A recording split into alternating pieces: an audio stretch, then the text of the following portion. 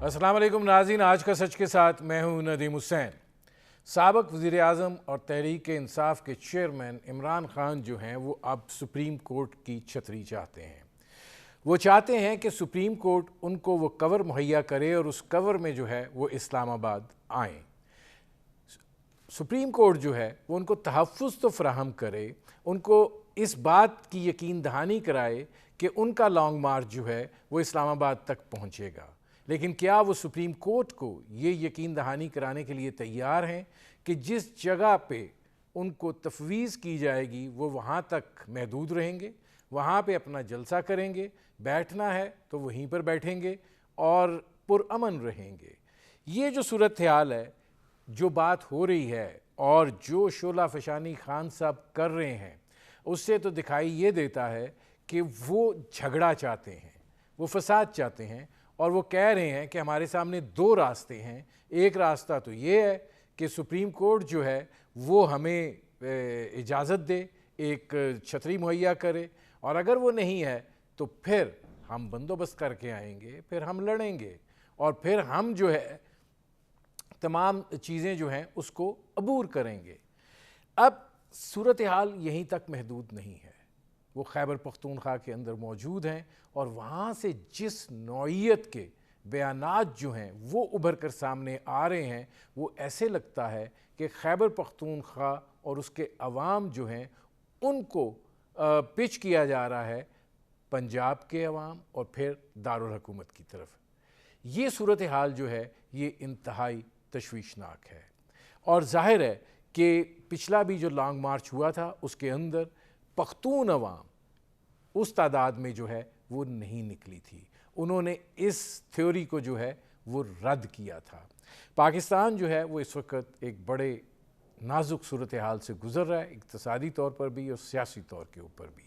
सियासत के अंदर तकसीम जो है वो बढ़ चुकी है। पहले इसमें तहज़ीब गई, फिर इखलाक गया, फिर इसमें दलील गई, मंतक गई, फिर नफ़रत इसमें आ गई, फिर इंतहा पसंदी इसमें आ गई, फिर शिद्दत इसमें आ गई और अब जो है अब ऐसे लगता है कि ये फ़साद की तरफ जो है मामला बढ़ रहा है।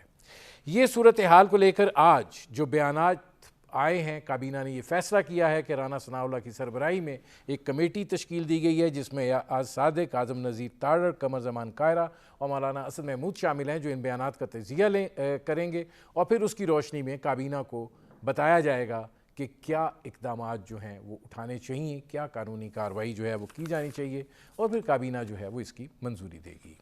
इमरान खान लॉन्ग मार्च लेकर आएंगे, ये तो एक बात का सवाल है, इसलिए कि अब उनकी पार्टी के अंदर भी एक तकसीम का अमल जो है वो शुरू हो चुका हुआ है और जिस नौइयत के वो बयानात दे रहे हैं उसके बाद दिखाई ये देता है कि रियासत जो है वो भी अब एक नतीजा खेज़ मामले की तरफ जो है वो बढ़ रही है।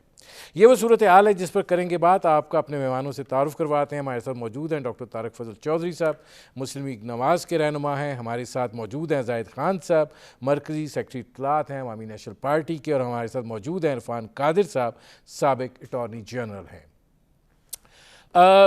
ज़ाहिद खान साहब, मैं ज़रा आपसे शुरू करना चाहता हूँ, लेकिन मैं आपको दो बयानात पहले सुनवाना चाहता हूँ।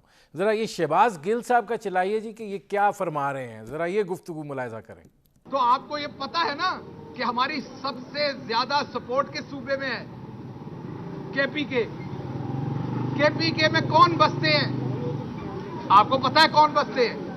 वहां का कल्चर क्या आपको पता है? कि आप एक थप्पड़ मारेंगे, आपकी अगली 10 नस्लों तक जब तक थप्पड़ का जवाब नहीं आएगा, उनका कल्चर है कि वो आपको माफ नहीं करेंगे। अब ये तो थे शहबाज गिल साहब, चीफ ऑफ स्टाफ हैं इमरान खान के, और अब वज़ीर आला खैबर पख्तूनख्वा महमूद खान क्या फरमा रहे हैं वो भी ज़रा सुनाइएगा। उस वक्त तो मैं पुरअमन जुलूस में गया था। खान साहब दोबारा कॉल देंगे तो मैं बताऊंगा जो खैबर पख्तूनख्वा की फोर्स है वो मैं इस्तेमाल करूंगा। अब इसमें ज़ाहिद खान साहब ये फरमाइएगा कि क्या ये पख्तून कल्चर की बात हो रही है, क्या ये पख्तून अवाम की तर्जुमानी करती है ये सूरत हाल? देखिए नजीम हुसैन साहब, ये बदकिस्मती है कि हमारे ऐसे लोग तर्जुमान बने हैं कि जिनको पुख्तूनों की रवायत का इल्म ही नहीं है कि पुख्तून की रिवायत क्या होता है।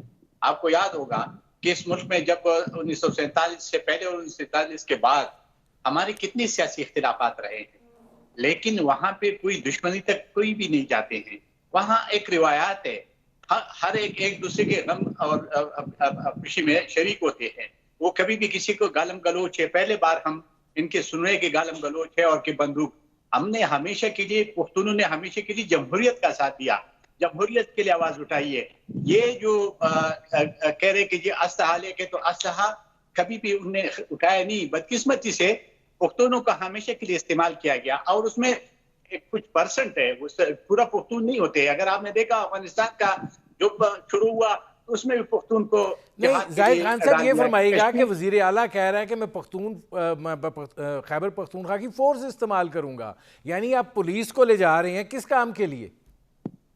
देखिए, अगर ये बात हम करते ना नदीम हुसैन साहब, तो अभी तो कब के गद्दार हो के तो हम फांसी के कोटले में रहते। ये तो वो बंदा कह रहा है कि इसका सरबराह इमरान खान है। अब ये जो महमूद खान है, आपको इल्म है, ये 2007 से 2008 तक तालिबान के लिए असलहा सप्लाई कर रहा था। स्वाद में मेरे पास प्रूफ है कि असलहा सप्लाई कर रहा था। अब ये तो वो लोग हैं कि जो इस वक्त हमारे ऊपर मुसल्लत की गई है। देखिए, ये मैंडेट नहीं है। मैंडेट तब होता कि 2018 के इलेक्शन या 2013 के इलेक्शन जिस तरीके से किया गया और जिस तरीके से हमारे मैंडेट को चोरी किया। देखिए, हमारे अपनी रिवायत है, हमारे सूबे में मजहबी पार्टीज भी है, सेकुलर पार्टीज भी है, नेशनलिस्ट पार्टीज भी है, लेकिन कभी आपने देखा कि एक दूसरे को मारा है या एक दूसरे के ऊपर बंदूक उठाया है? ये तो पहले बार मैं सुन रहा हूं कि अगर एक सुबह ये रियासत के खिलाफ वो बगावत कर रहा है तो रियासत इधर खामोश बैठा हुए। ठीक है, मैं आता हूं जाहिद खान साहब।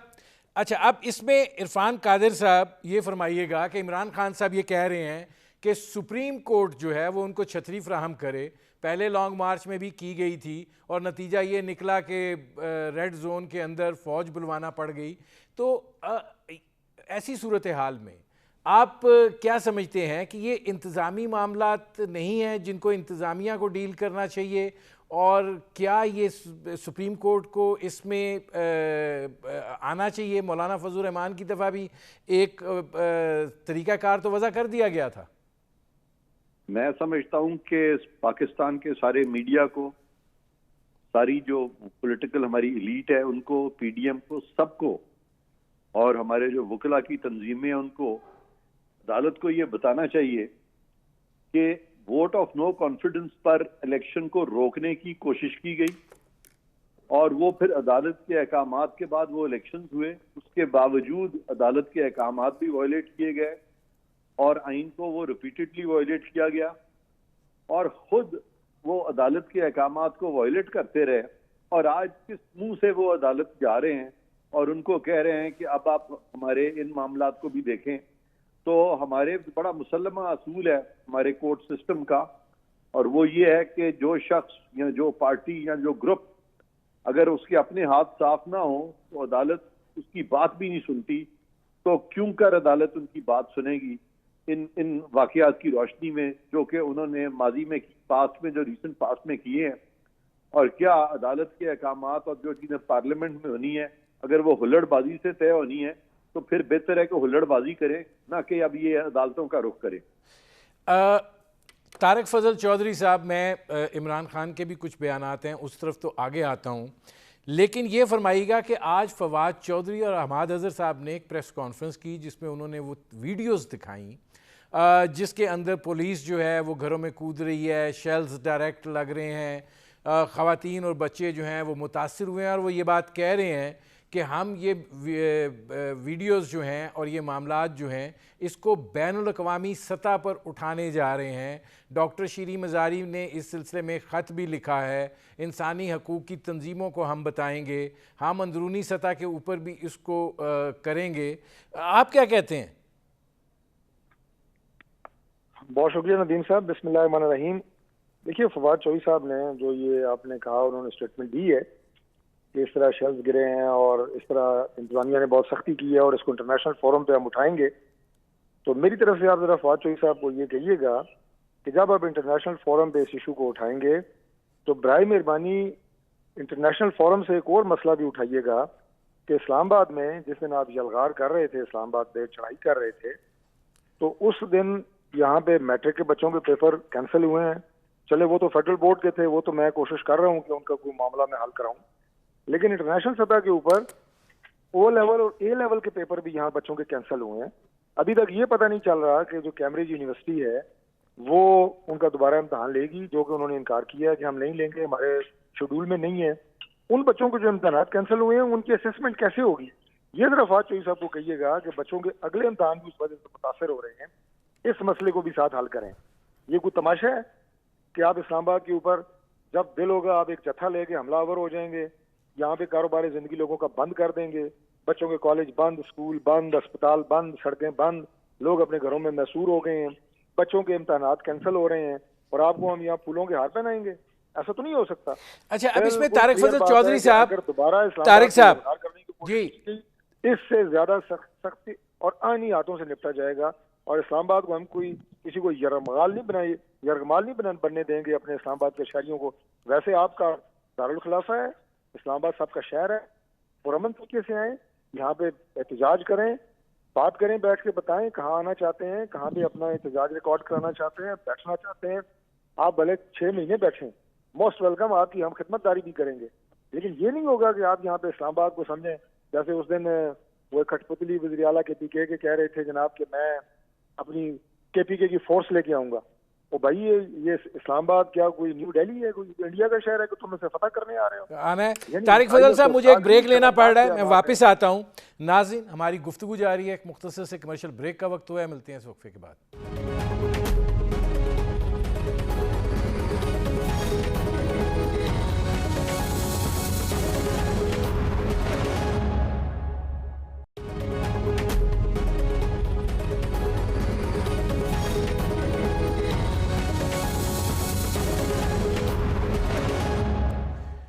Welcome back.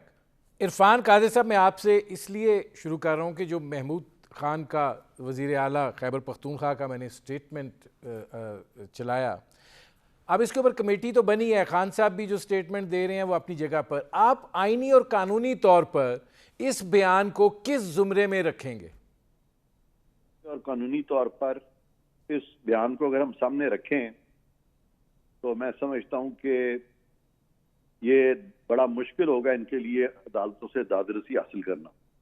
ये मैं पहले ही पिछले सवाल के जवाब में भी आपको बता चुका हूं कि इस तरह की इश्तियाल अंगेज बातें करना, वो उससे ये चीज बिल्कुल यहाँ होती है कि इनके अपने हाथ जो है वो साफ नहीं है। नहीं, इरफान कादिर साहब, जाहिद खान साहब कह रहे थे अगर यही बयान हमने दिया होता तो हम तो बगावत के जुर्म में अंदर हो जाते। एग्जैक्टली। तो मैं भी यही कह रहा हूं, और बल्कि मैं अभी तारिक फजल चौधरी साहब की बात को भी आगे बढ़ाते हुए ये कहूंगा कि उन्होंने जो कहा कि ये इंटरनेशनल लेवल पे ये अपने प्रोटेस्ट वो करेंगे और वो दुनिया को बताएंगे, तो दुनिया को ये भी बताएं कि जब उन्होंने एक आईनी रास्ते को फॉलो नहीं किया था और उसके बदले में मुल्क इस नहज पे चला गया था कि वहां पे एक पुलिस वाले की जान भी चली गई इन्हीं के बंदों के हाथों। तो इस तरह की और भी एग्जाम्पल्स होंगे, मुझे ज्यादा नहीं पता, लेकिन ये जो लोगों की जानो माल जो है वो खतरे में डाली जा रही है सिर्फ इसलिए कि ये आइन और कानून का रास्ता नहीं अपनाना चाह रहे। तो ये तमाम चीजें जो है, इरफान कादिर साहब 1 मिनट जरा सुनिएगा। इमरान खान साहब सुप्रीम कोर्ट से चाहते क्या हैं, फिर शायद आप ज्यादा बेहतर जवाब दे सकें। जरा ये सुनाएं जी, सुप्रीम कोर्ट से क्या कह रहे हैं खान साहब। इंशाल्लाह कल हमारा केस लगेगा वहां और हम इनसे सुप्रीम कोर्ट से अब रूलिंग ले रहे हैं कि बताएं कि हमारा डेमोक्रेटिक राइट है या नहीं पुरअमन एहतजाज का। हमारा क्या, हम इस मुल्क में अगर ये डेमोक्रेसी है और अभी आर्टिकल 14-15 कॉन्स्टिट्यूशन के कोड किए गए हैं, right to assembly, right to movement, और किस बेसिस के ऊपर उन्होंने हमें रोका था, कैसे रोक सकते हैं पख्तूनख्वा के चीफ मिनिस्टर को और गिलगित बल्तिस्तान के चीफ मिनिस्टर को। अब इसमें इरफान कादिर साहब आपसे जानना यह है, वो कह रहे हैं हम सुप्रीम कोर्ट से रूलिंग ले रहे हैं, वो ऐसे कह रहे हैं जैसे अपने डिप्टी स्पीकर से इन्होंने रूलिंग ली थी। जी बिल्कुल, ये बड़े तहकमाना अंदाज है और ये मैं समझता हूं कि ये तौहीन अदालत है। इस टोन में, इस टोन में गुफ्तगू करना बजाते खुद ये तौहीन अदालत है और ये कोई अच्छी नज़ीर नहीं एस्टैब्लिश कर रहे, इस तरह की बातें कर। अच्छा, तारक फजल चौधरी साहब, अब मैं खान साहब जो हैं वो क्या उन्होंने कहा है इस हवाले से कि उनको ये डर था कि यहाँ खून हो जाएगा अगर वो अपना पिछला लॉन्ग मार्च जो है उसको कॉल ऑफ ना करते? जरा सुनिए उन्होंने क्या कहा, फिर मैं आपसे सवाल करता हूँ। जी। पुलिस के खिलाफ नफरत पहली बढ़ चुकी थी, जो इन्होंने पुलिस से करवाया, घरों में जाके औरतों को, ये और आगे जाएगी। और मुझे देख के उन्होंने और जोश में आना था और उधर मुझे 100% मुझे श्योर था कि गोली चलनी है और गोली चल रही है। यहाँ भी लोग तैयार हो गए थे जो हमारी तरफ से, कईयों ने, मैं देखा वो लोगों ने पिस्टल रखे हुए थे, तो मुझे खौफ हो गया कि अब अगला स्टेप ये है कि यह इंतशार होगा। और होना क्या था, पुलिस के अगेंस्ट नफरत, फौज के अगेंस्ट नफरत और मुल्क के अंदर एक डिवीजन, और जो सिर्फ और सिर्फ इसका फायदा होना था। अच्छा, अब इसमें तारक फजल साहब ये फरमाइएगा कि वो ये बात कह रहे हैं, अब जो अगला लॉन्ग मार्च है वो कह रहे हैं मैं पूरी तैयारी से आऊँगा, और जब वो तैयारी की बात करते हैं तो अब इसके बाद किस तैयारी की बात करते हैं और हुकूमत फिर क्या करेगी? देखिए, दो बातें हैं नदीम साहब इसमें और वो बड़ी वाज़ेह हैं। पहली बात तो ये है कि जिस तैयारी की वो बात कर रहे हैं, और अपनी गुफ्तगू में उन्होंने ये भी कहा कि मुझे खतरा था इस बात का कि तसादुम ना हो, और हमारे लोगों के पास जो है वो असला भी था और वो फायरिंग भी कर सकते थे। तो आप अंदाज़ा लगाएं कि जो पार्टी हेड है वो कौम को बता रहे हैं कि मेरे साथ जो जत्था आ रहा था वो मुसल्ला था और वो हथियार लेके, और गाड़ियों से इन लोगों के हथियार निकले भी हैं, मीडिया ने दिखाई भी हैं।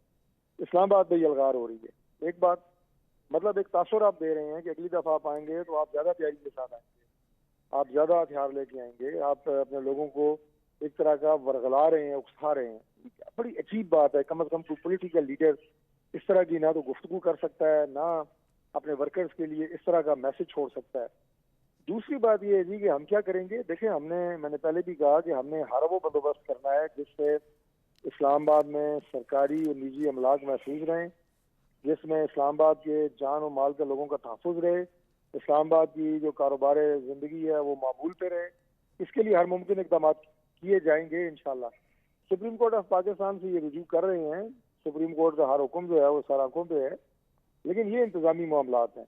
मैं समझता हूँ कि सुप्रीम कोर्ट ऑफ पाकिस्तान कभी भी इंतज़ामी मामलात के अंदर मुदाखलत नहीं करेगी। और तारिक फजल साहब, एक और सवाल बड़ा अहम बनता है जो मैंने इरफान कादिर साहब से भी पूछा था, वो ये है कि जब आप इस नौइयत की स्टेटमेंट्स देते हैं जैसी महमूद खान ने दी, जिस चीज़ का इकरार इमरान खान साहब ने किया, आपने अभी कमेटी बना दी है, क्या इस हवाले से आप जाएंगे कानूनी कार्रवाई करने के लिए? आप लेंगे वो रास्ता, क्योंकि आप कहते रहे हैं कि कानून अपना रास्ता इख्तियार करेगा? देखें, हम किसी तरह का कोई एक्शन बिल्कुल नहीं कर रहे। हम उनके एक्शन के नतीजे में रिएक्शन के तौर पे अपने इस्लामाबाद के शहरियों के जान और माल का तहफ़्फ़ुज़ करेंगे। बड़ी सीधी सी बात है। कोई हम ऑफेंसिव पे नहीं जा रहे, हमला करने नहीं जा रहे, हम तो उनका हमला रोकने जा रहे हैं। और वो स्टेट की जिम्मेदारी है, हुकूमत जिसकी भी होगी, ये उसकी आईनी कानूनी जिम्मेदारी होती है कि वो अपनी जो रियासत की जिम्मेदारी होती है कि वो अपने शहरियों की जान माल का तहफ़्फ़ुज़ करे। हुकूमत तो वही करेगी। और मैंने जो सुप्रीम कोर्ट ऑफ पाकिस्तान की बात की है, मैंने ये कहा है कि देखें, अभी हाई कोर्ट ने हमारे जो डिप्टी कमिश्नर है उन्हें तलब किया, उनसे कहा जनाब कि आपने कुछ लोग गिरफ्तार किए हैं, क्यों किए हैं? उन्होंने बताया कि 16 MPO maintenance of public order के जो है वो कानून मौजूद है और हमें खदशा है कि फलां लोग शर्तबंदी करेंगे। उनकी सरजनिश की गई। अगले दिन वो तमाम तस्वीर लेके डिप्टी कमिश्नर साहब गए, उन्होंने अदालत आलिया को दिखाया कि ये देखें, ये आग लगी है, ये मेट्रो चल रहा है, ये ATM उठा के ले गए हैं। तो ये जब आपको इंतजामिया को पता होता है कि कहाँ से शरारत हो सकती है, कौन से लोग किस हद तक जा सकते हैं, तो चूंकि ये मालूमात थ्रू आवर इंटेलिजेंस एजेंसीज इंतजामिया के पास होती हैं, गवर्नमेंट के पास होती हैं, ये आला अदलिया के पास नहीं होती। तो लिहाजा इस तरह की जो हिफ्ज़ मा तकद्दम के तौर पर इक़दाम उठाए जाते हैं, वो हमेशा इंतजामिया उठाती है, गवर्नमेंट उठाती है। मैं तारिक फजल साहब आता हूँ वापस, क्योंकि खान साहब ने आज एक और बड़ी बात की है वो इसराइल के हवाले से, और वो भी मैं आपसे पूछता हूँ।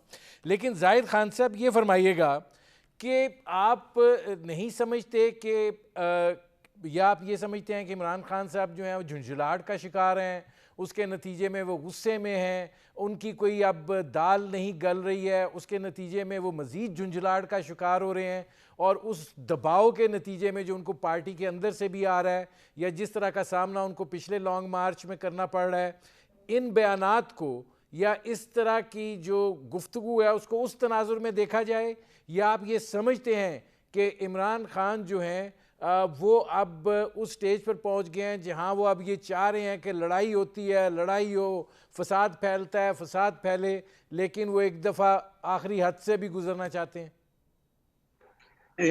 मुझे उम्मीद है मुझे 1-2 मिनट आप दे दें, क्योंकि उसने हमारे जिस तरीके से चेहरा पेश किया है पुख्तनों का, वो ऐसे कि जिस तरह हम वहशी है और हमारे कोई सेंस है नहीं, और हम जब भी कोई उठते बंदूक उठाते और किसी को मारते, ऐसा नहीं है। आपको याद होगा अंग्रेज के खिलाफ हमने अदम तशद्दुद का फलसफा हमारा था, और हमने अंग्रेज को अदम तशद्दुद के जरिए इस बरसगीर से निकाला था। उसके बाद अगर आपने देखा कि 1948 में कयूम खान ने हमारी जलसे पे बाबड़ में फायरिंग की और हमारे 600 लोग शहीद हुए, लेकिन हमने फिर भी बंदूक नहीं उठाया। यही ये कहते कि बंदूक होते हैं, हमने फिर भी बंदूक नहीं उठाया।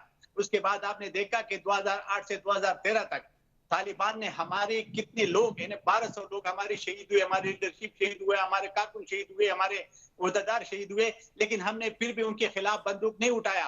तो इसलिए ये जो हमारा चेहरा पहले परवेज मुशर्रफ के पैदावार है, परवेज मुशर्रफ ने भी यही हमारा चेहरा दुनिया को पेश करता था, और ये भी ये पेश कर रहे हैं कि हम पता नहीं वहशी है कि क्या है, हमारे पास हर बंदूक होते, हम लोगों को मारते हैं।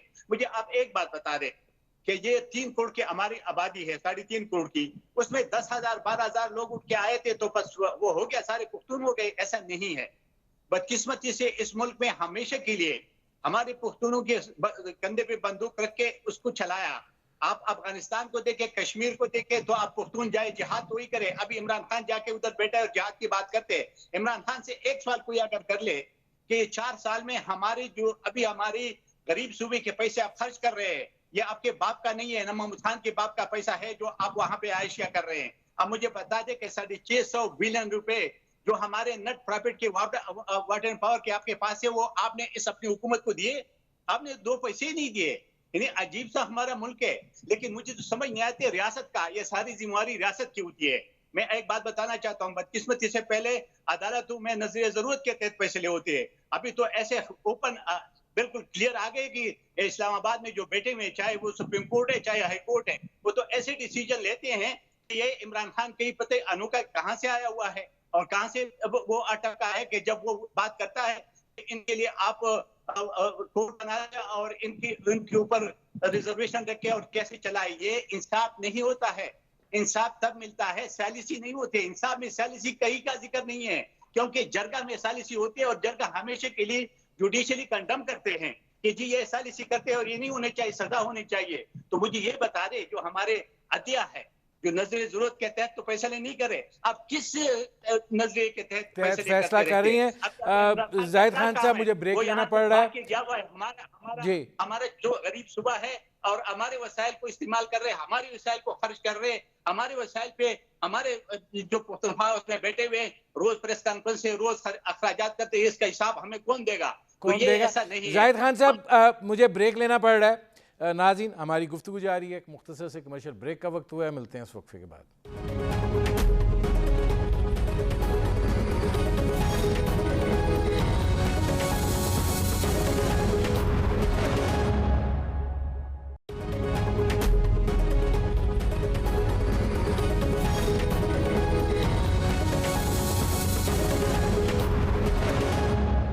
Welcome back.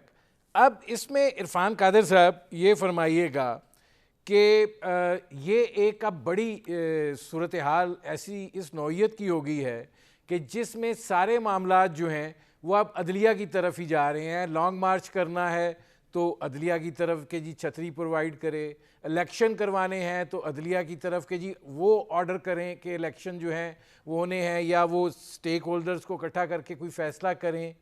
आप इसको एज ए कानूनदान कैसे देखते हैं? क्या ये फ़ैसले पार्लियामेंट के नहीं हैं? क्या ये फ़ैसले जो हैं ये हुकूमत वक्त के नहीं हैं? जब खान साहब हुकूमत में थे तो वो तो शायद किसी से पूछने की ज़हमत भी नहीं फरमाते थे, और अब जो है हर चीज़ जो है वो सुप्रीम कोर्ट की तरफ चल पड़ी है। इस वक्त सारी सियासी रस्साकशी में दो तीन चीज़ें बड़ी तया होकर सामने आई हैं। एक तो ये है कि पाकिस्तान की जो सबसे बड़ी पार्टी है पंजाब में वो, और पाकिस्तान की सबसे बड़ी पार्टी जो सिंध में है, और बहुत सारी अहम पार्टियां जो बलूचिस्तान और NW और खैबर पख्तूनख्वा में हैं, वो पहली दफ़ा यूनाइट हुई हैं, तो कि एक बड़ी खुशाइन बात है। और एक पार्टी जो है जो सबसे इस वक्त अलहदा है, वो चाह रही है कि पाकिस्तान में सियासत को कमज़ोर किया जाए और पार्लियामेंट को भी कमज़ोर किया जाए, और ये तमाम मामला जो सियासी हैं या जो पार्लियामेंट की निस्बत मामला हैं या पार्लियामेंट से रिलेटेड मामला हैं, ये अदालत में लेके जाए। अदालत के जो लोग हैं वो हमें पता है कि इफ्तिखार चौधरी साहब की बहाली के बाद ये लोग आए थे, और वो एक स्ट्रिक्ट लीगैलिटी जिसके तहत के अपॉइंटमेंट्स होनी चाहिए थी वो सारी नहीं हुई थी। तो उस तरह से अगर देखा जाए तो जो भी शख्सियात इस वक्त अदालतों में बैठे हुए हैं बतौर जजेस के, ना तो वो इलेक्टेड रिप्रेजेंटेटिव्स हैं पाकिस्तान के लोगों के, ना उनको उस कंसेंसस के साथ वहाँ पे बिठाया गया है जो कि कंसेंसस एक कॉन्स्टिट्यूशन मेकिंग या लॉ मेकिंग या के लिए चाहिए होता है, वो भी वहाँ पे नहीं है। तो इसलिए बार बार उनके पास जाना, इसका मतलब है कि आप इलेक्टेड लोगों को सब्जुगेट कर रहे हैं, इलेक्टेड लोगों को मरूने मिन्नत कर रहे हैं, उन लोगों का जो कि कभी भी इलेक्ट होके नहीं आए। और आइन के आर्टिकल 2A में ये बात साफ तौर पे लिखी हुई है कि रियासत जो है अपने इख्तियारात का इस्तेमाल इलेक्टेड लोगों के जरिए करेगी, ना कि उन लोगों के जरिए करेगी जो कि कभी इलेक्ट होके नहीं आए। तो लिहाजा ये उल्टी गंगा बहाने की कोशिश की जा रही है ताकि मुल्क जो है खलफशार में चला जाए, और बावजूद इसके कि हमारा एक लिखा हुआ आइन है, उस आइन से हम हट जाएं और कोई गैर आइनी तरीका निकल आए जिससे कि आइनी रास्ता जो है वो हमेशा के लिए हमसे दूर हो जाए। तो ये एक बहुत ही गलत ट्रेंड है जो कि इस वक्त कोशिश की जा रही है। भाई अगर पार्लियामेंट में अगर आपको शिकस्त हुई है, नो कॉन्फिडेंस आया, आप पार्लियामेंट में बैठे उसको फेस करें, आपका टाइम आएगा। लेकिन ये कि आप सड़कों पे निकल के और फिर दूसरे इदारों को कोशिश करें कि वो आपकी साइड पे आ जाए, तो ये मैं समझता हूँ इस चीज़ को बिल्कुल बंद होना चाहिए। अच्छा, तारिक फजल चौधरी साहब, मैंने कहा था कि आज खान साहब ने डिजिटल मीडिया के लोगों से बात की है और उन्होंने ये फरमाया है कि इसराइल के हवाले से उनके ऊपर बहुत दबाव था, और उन्होंने कहा कि उनको मैसेज भेजा गया कि पाकिस्तान का सोचें। तो उनसे जब सवाल किया गया तो उन्होंने कहा कि मैं अभी नहीं बता सकता कि ये पैगाम किधर से आया था। तो ये जो सूरत हाल है, और अब चूँकि वफ्द का दौरा भी हो गया और एक प्रेशर भी है, आप इस हवाले से क्या कहते हैं? देखिए, पाकिस्तान मुस्लिम लीग की जो लीडरशिप है वो हमेशा कौमी पॉलिसी के साथ रही। हमने ना कभी कोई इस तरह के गैर संजीदा बयानात दिए हैं और ना कभी कोई इस तरह की आप ये कहें कि कदम का सोचा भी है जो मुल्क की मफाद के खिलाफ हो, जो कौम की नजरियात, कौम की असास के खिलाफ हो, पाकिस्तान की असास के खिलाफ हो। लेकिन हम ये खामखा के जो आप ये कहें कि एक हवा क्रिएट करके और उसके बाद एक अपने ज़ात को ये बताना जनाब कि मैं बहुत बड़ा कोई 30 मार खान हूँ, इस तरह की हरकतें और टोपी ड्रामे हमसे नहीं होते, ना हमने कभी किए हैं, ना आइंदा हम कभी करेंगे। ठीक है, अब मेरे पास बिल्कुल आखिरी 40 सेकंड है जी। जाहिद खान साहब, मेरे पास आखिरी 40 सेकंड है, ये फरमा दीजिए कि क्या इमरान खान जो कुछ खैबर पख्तूनख्वा में बैठ के कर रहे हैं उसके ऊपर रियासत जो है उसका बनता है कि वो कानूनी कार्रवाई करे?